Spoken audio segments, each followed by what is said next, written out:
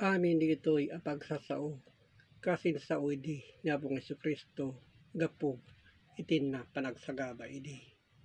Tadi gito'y may laeng itilukot iti pagbasaan, nga kas mabasa ni gito'y asorsorat iti linaon ti Biblia. Tadi gito'y iso ti ina idi sinagsagaba gapo, itin na padangi yadadal kaligiti tattao idi. Gapo kaligitoy apagsasao nga nagapot sa dingato. Iti mabasa iti Hebreo 10 iti city kinunak nga rod adtoy umayak iti lukot iti pagbasaan nga isurat iti may papan kanyak. Dayta idi ti kinunana idi ket iti dadduma nagtantanabutob da ket handa asinuro kaligitoy apagsasao.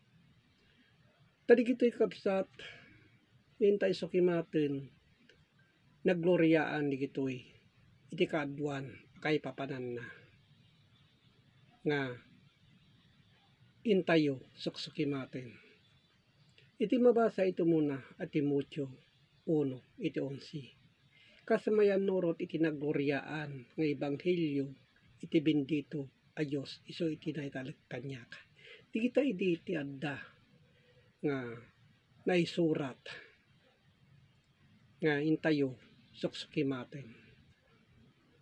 Tadi gito'y kakabsat na santuan di gito'y nga adda a pamaneknek a mabasa iti Roma City iti 12. Iti kastagarod tilinteg na santuan ket tibilin na santuan nalinteg ken naimbag.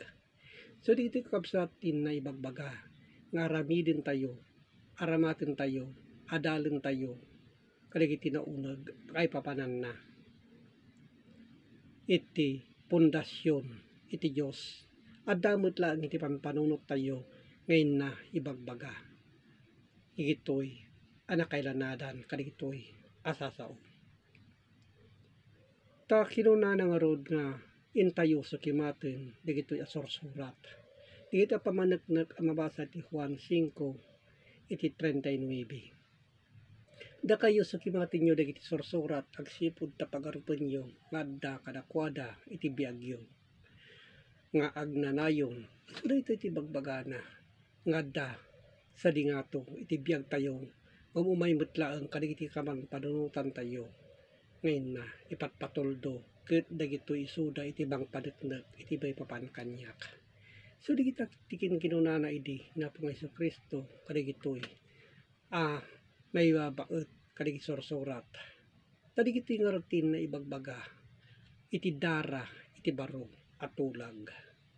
So di kita imang panpaneknek ngayon na ibagbaga. Iti mga basa iti Lucas 24 iti 44. Ket kinunana kadakwada digitoy kadigiti sao. Ngayon sao kada kayo idi adda pailaeng kada kayo. Daytatin bagbaga idi na pong Hesus Kristo amasapol amatungpal kadigiti so amin abanbanag. Anay surat iti may papan kanyak. Itilinteg ni Moises. Tada ito itilinteg ni Moises iti daan at tulag mabasa iso iti libro ni Moises ken kadagiti mamadto ken kadagiti salmo. So di kita ti pamangpanpaneknek idi mabasa iti baro at tulag ngadda iti daan at tulag ket dayta nagtakip ket nabuo iti Biblia.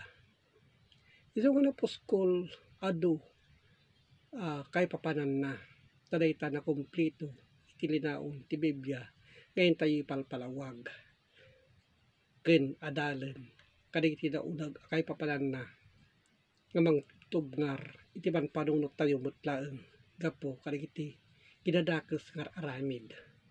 Iso nga kabsat sa kibaten tayo digiti naimbag nga aramid tayo ken kababalin gapo kadigiti sasao tayo metlaeng ngayon na ibagbaga.